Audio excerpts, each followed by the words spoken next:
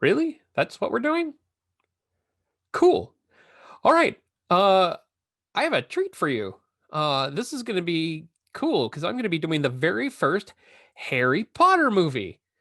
Um, I'm really excited for this. So, without further ado, let's get ready to talk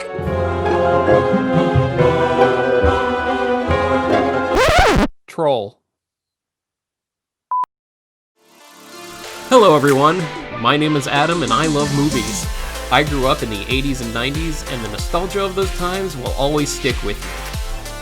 But sometimes nostalgia can cloud your vision of things.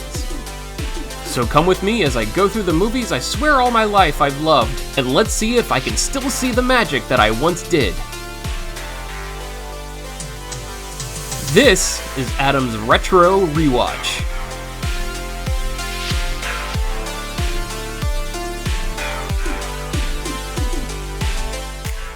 Troll is a 1986 fantasy horror movie. More like a creature feature. It stars Michael Moriarty as Harry Potter, and yeah, the guy from The Stuff and Cue the Winged Serpent. Well, you know, Mr. Rutherford, Yes, sir. I don't think you're quite as dumb as you appear to be. No one is as dumb as I appear to be. Yeah, that guy. And Noah Hathaway, or as we like to call him, Atreyu, as Harry Potter Jr. Yes, that was their names. So it's technically the first Harry Potter movie. So I was right. I wasn't right. There's still nobody here. I do this all by myself, but I like to pretend I have a producer. So, in all seriousness, I really wanted to do this one because it's one of those movies that when I went to rewatch it, I basically experienced the Mandela effect. You know, that thing where your brain tries to tell you you've seen something that's completely different than what you're seeing in front of you. And you could have sworn that what you saw before was the way it happened.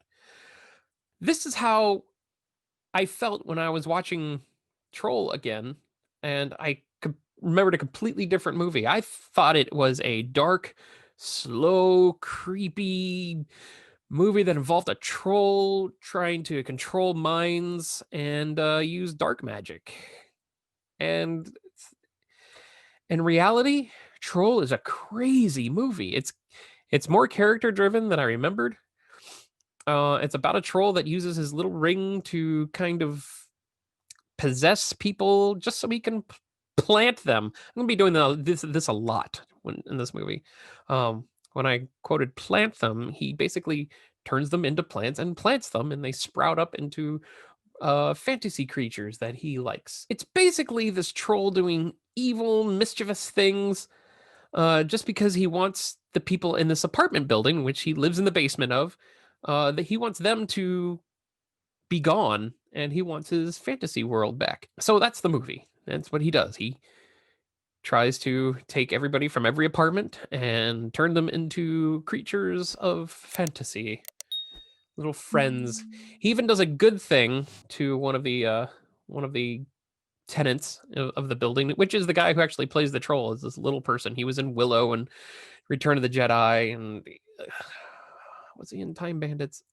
I don't know. He was in Willow and Return of the Jedi. I know for sure. His character was dying, so the troll basically knocked him out, planted him, and regrew him as a smaller troll-like character. But you know he'll live. So it was kind of a nice thing that the troll did. I guess it's because it's the guy who played the troll, so he's like, "Hey, let me do this." I don't know. I'm rambling now. I'm going completely off script. This is a crazy picture. It's wacky, it's low budget, and it's something you would expect from a movie with Michael Moriarty. I've just recently discovered the greatness of Moriarty, going back and watching stuff by Charlie Band and all these lower budget but just good time horror creature movies. But the movie was, like I said before, made by or produced by Charlie Band, and his brother Albert Band, who are known for doing crazy off-the-wall pictures such as Tourist Trap and Puppet Master and Terror Vision.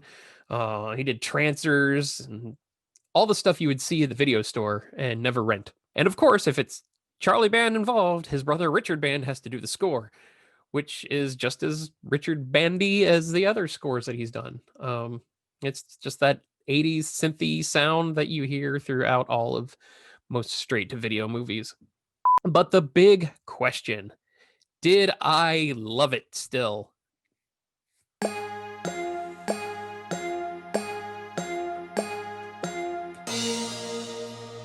The answer is it's not ready yet. I'm not ready to answer that yet. Like I said, I remember this movie as a completely different film.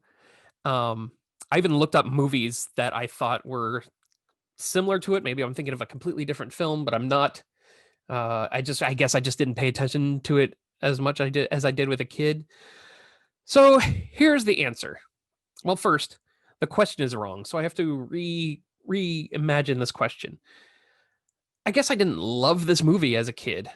I think my budding early to mid 20-something brain, when I would think of the movie Troll and reminisce about it, I would make it a darker, more gritty movie than it was, because I was trying to cover up the fact that there's this strange oddity known as Troll 2. They're eating her! And then they're going to eat me! Oh my God! It's not easy to answer the question because it's a completely different movie. That said, apparently I didn't love this movie growing up. It was just one of those movies that was always on, whether it was on like HBO or like our Saturday morning creature features, locally done by Dr. Paul Bearer, who is amazing. Anyway, it was just always on. I remember it being on all the time, which is weird because I don't remember it the same way that I remember it this time. To answer the question, do I love it? That is a big hell yeah. It's everything I love in a cheesy creature horror movie from the 80s. It's like I discovered a whole new movie watching it as an adult, recognizing the cast. And the cast, oh my God, Julia Louis-Dreyfus is in the movie. Sonny Bono's in the movie. June freaking Lockhart, from Lost in Space. She makes an appearance in the movie. She's actually a pretty big part of the movie. It was fun to watch and see these actors that I didn't know were in this movie. The practical creature effects were dated, but not too bad. Something you would expect out of a cheesy, low-budget creature movie. Like I said, the score is that synthy 80s horror music that you hear in straight-to-video movies. And always a plus. I mean, I'll always make it at least an A or maybe a B plus, just if you include Michael Moriarty. He is a charismatic, fun, great character actor. The Wicked Witch of the West. He's a great actor, and he doesn't get the credit that he deserves. I definitely say do yourself a favor, get yourself a big cheesy pizza or some just some junk food, some drinks, some beers, have friends over when it's acceptable, and watch this great overlooked 1986 monster movie. It is so much fun.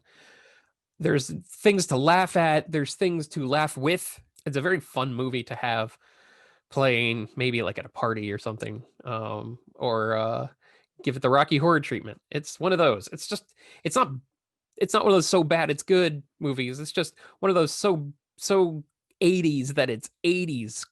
I don't know. You'd understand if you'd understand if you knew what I was talking about. Yeah, that's one of the most elitist things I've ever said.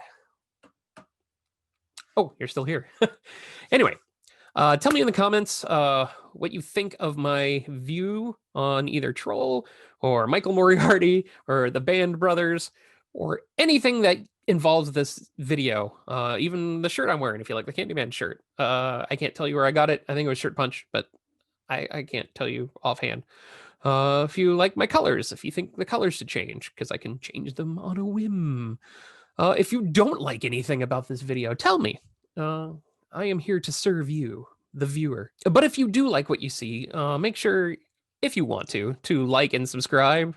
I'm coming out with these videos more often than I thought I would. Also, if you want to hear more of my movie ramblings with my other friends, my best friends, my loving cohorts of the Cinemadness podcast, make sure you check us out on Spotify or Apple Podcasts, or I think we're on SoundCloud too. Yeah, we're on SoundCloud and other things. If you go to our website, cinemadnesspodcast.com, you can check us out. Boy, was this a pleasant surprise to watch. I really had fun with this one. Now, I wonder, what am I going to watch next?